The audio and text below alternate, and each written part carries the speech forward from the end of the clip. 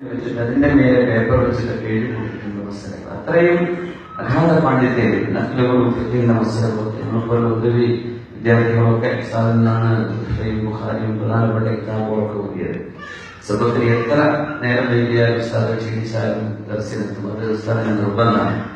രാവിലെ ഞങ്ങൾ കാണാറുള്ളത് റൂമിന്റെ ഒരു അരവാങ്ങി തുറന്നു വെച്ച് ഇങ്ങനെ നിൽക്കിയിരിക്കുന്നതാണ്. ബ്രേക്കിന്റെ സമയം വിദ്യാർത്ഥികൾക്ക് ഇറങ്ങിപ്പോകുന്ന സമയം തസ്ബീഹിന്റെ ഇഷ്റാഖിന്റെ നിസ്കാരം അതുപോലെ ദുഹാ നിസ്കാരം പതിവാണ്.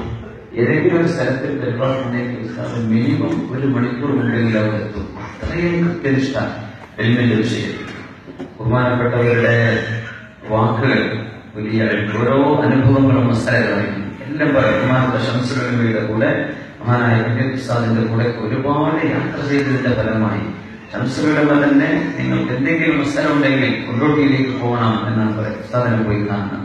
അത് മാത്രമല്ല, സമസ്തയുടെ 70ാം വാർഷികം നടക്കുന്ന സമയത്ത് മഹാനായ ശംസുലമ അവറുകൾ വലിയൊരു ദുആ ചെയ്തു. അല്ലാഹുവേ, ഞാൻ വളരെ ചെറുപ്പം മുതൽ ഈ പ്രസ്ഥാനത്തിന് വേണ്ടി പ്രവർത്തിക്കാൻ തുടങ്ങിയതാണ്, നീ ഇത് സ്വീകരിക്കണമേ. അങ്ങനെ ഒരിക്കലും ശംസുലമ ഒരു സമയത്ത് ദുആ ചെയ്തിട്ടില്ല എന്നാണ്. അതൊരു വിടവാങ്ങലായിരുന്നു. ആ കോഴിക്കോട് കടപ്പുറത്ത് നിന്ന് ബഹുമാനപ്പെട്ടവർ ഇറങ്ങിപ്പോകുന്ന സമയത്ത് ശംസുൽ ഉലമ നയിച്ച ബഹുമാനപ്പെട്ട സംസ്ഥ ആരാണ് കൊണ്ടു നടക്കേണ്ടത്, ആരാണ് ഇതിന്റെ പിൻഗാമി? കാരണം ക്ലെയിം ചെയ്യാൻ അവകാശികളായ ആളുകൾ വേറെയും പുറത്തു നിൽക്കുമ്പോൾ ഇതിന്റെ ശരിയായ അവകാശി ആരാണ് എന്ന് വ്യക്തമാക്കി തരാൻ തന്നെ ബഹുമാനപ്പെട്ട ശംസുൽ ഉലമ എഴുന്നേറ്റ് പോകുമ്പോൾ ഉസ്താദ് ഇവിടെ വന്ന് ഇരിക്കും എന്ന് പറഞ്ഞ് സ്റ്റേജിന്റെ ബാക്കിൽ നിന്ന് ഉസ്താദിനെ അവിടെ കൊണ്ടുവന്ന് ഇരുത്തിയിട്ട ശംസുൽ ഉലമ സ്റ്റേജിൽ ഇറങ്ങുന്നത് ബഹുമാനപ്പെട്ടത്. അത് അവസാനത്തെ യാത്രയപ്പായിരുന്നു. ആ രീതിയിൽ ഈ പ്രസ്ഥാനത്തെ കയ്യിലേൽപ്പിച്ചുകൊണ്ടാണ് ശംസുൽ ഉലമ അവർ വഫാത്തായത്. ഇൻഷാ അല്ലാഹ് ബഹുമാനപ്പെട്ട സംസ്ഥയ്ക്ക് അള്ളാഹുവിന്റെ ഔലിയാക്കന്മാരും സാത്വികരായ ആഭ്യന്തരങ്ങളില്ലാത്ത ഐഹിക മോഹങ്ങളില്ലാത്ത വളരെ വിനയവും താഴ്മയുമുള്ള ഇത്തരം വലിയ പണ്ഡിതരാണ് നമ്മുടെ മുമ്പിലുള്ളത്. അതുകൊണ്ടാണ് അവർ വീഡിയോകളൊന്നും വരാത്തത്. അവർക്കത് അറിയില്ല. അവർക്ക് അങ്ങനെ പൊങ്ങച്ചം കാണിക്കാൻ അറിയില്ല.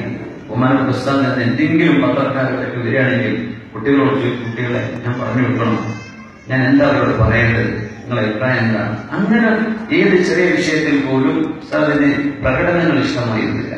ഏതായിരുന്നാലും അല്ലാഹു സുബ്ഹാനഹു വ തആലയുടെ അലംഘനീയമായ വിധി വചനത്തിക്കഴിഞ്ഞാൽ അവർ പോകുന്ന സമയം പോലും ഡൽഹിയിലാണ്, ദാറുൽ നിന്നാണ് പോകുന്നത്. അതെല്ലാം വലിയൊരു സൗഭാഗ്യമല്ലേ.